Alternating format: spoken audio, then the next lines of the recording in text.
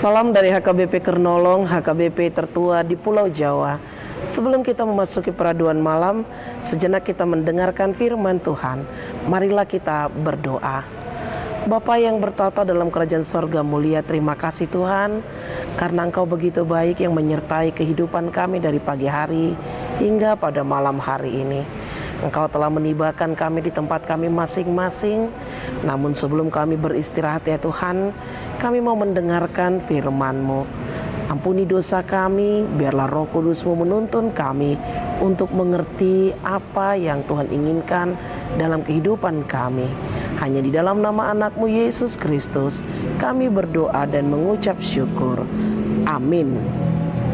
Firman Tuhan renungan bagi kita di malam ini sesuai dengan bacaan malam Almanak HKBP 2024 Senin 1 Juli 2024 dari kitab Roma pasalnya yang pertama dimulai dari ayatnya yang ke-11 hingga ayatnya yang ke-12 dan yang menjadi pembimbing renungan ayat 11. Demikian firman Tuhan. Sebab aku ingin melihat kamu untuk memberitakan karunia rohani kepadamu guna menguatkan kamu. Sebab aku ingin melihat kamu untuk memberitakan karunia rohani kepadamu guna menguatkan kamu. Karunia rohani yang menguatkan. Bapak Ibu, saudara-saudari yang dikasihi Tuhan Yesus Kristus, adalah suatu hal yang menyenangkan hati bila ada yang peduli dengan kesusahan yang kita alami.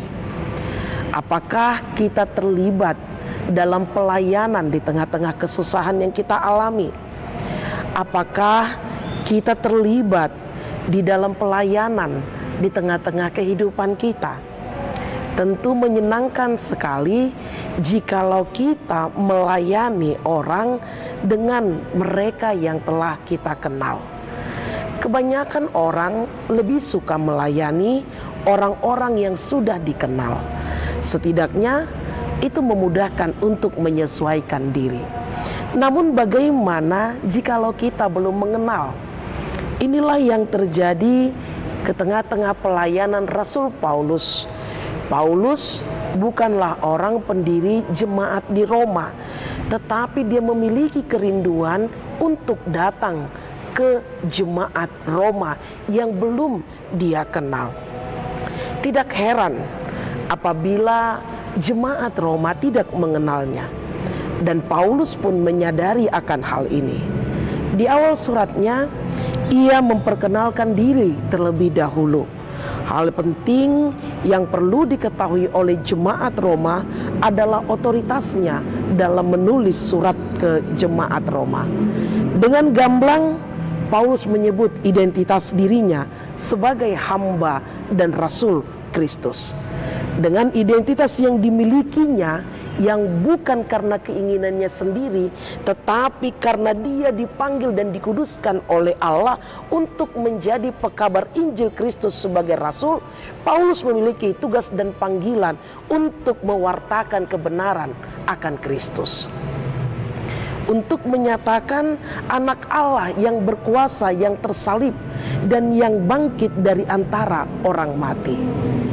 Inilah yang menjadi tugas panggilan Rasul Paulus yang harus disampaikan kepada jemaat Roma, yang harus diberitahukan karena Paulus bertugas untuk menuntun semua bangsa agar percaya dan taat kepada Kristus, termasuk orang-orang di Roma. Bapak Ibu saudara-saudari yang dikasihi Tuhan Yesus Kristus, tugas Rasul Paulus sebagai rasul membuat Paulus tidak sungkan untuk menulis surat kepada mereka untuk menyampaikan pengajarannya. Karunia roh yang telah diberikan Tuhan kepadanya, dia pakai untuk bagaimana saling menguatkan antara satu dengan yang lain. Saling mendukung di antara satu dengan yang lain, agar firman Allah, agar kebenaran Injil dapat tersebar sampai ke seluruh penjuru bumi. Inilah yang menjadi tugas panggilan untuk kita sebagai orang percaya.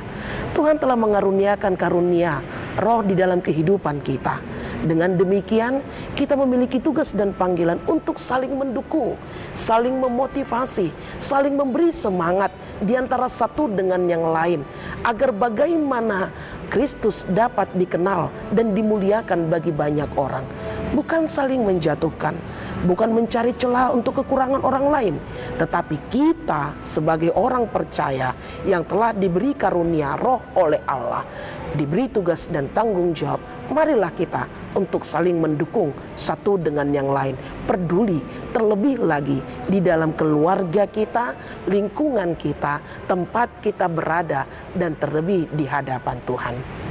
Lakukanlah tugas dan panggilan kita yang telah diberi karunia Roh Allah untuk saling mendukung satu dengan yang lain, sehingga nama Tuhan semakin dimuliakan.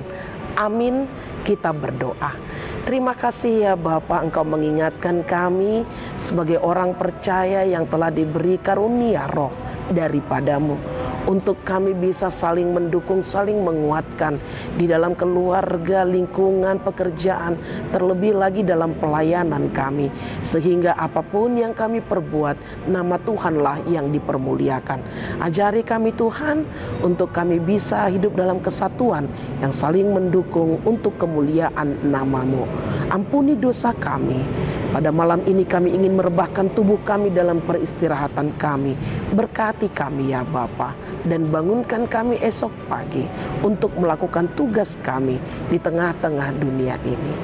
Ampuni dosa kami, hanya di dalam nama anak-Mu Yesus Kristus kami berdoa dan mengucap syukur. Anugerah dari Tuhan kita Yesus Kristus, kasih setia Allah Bapa dan persekutuan Roh Kudus menyertai engkau semua. Amin.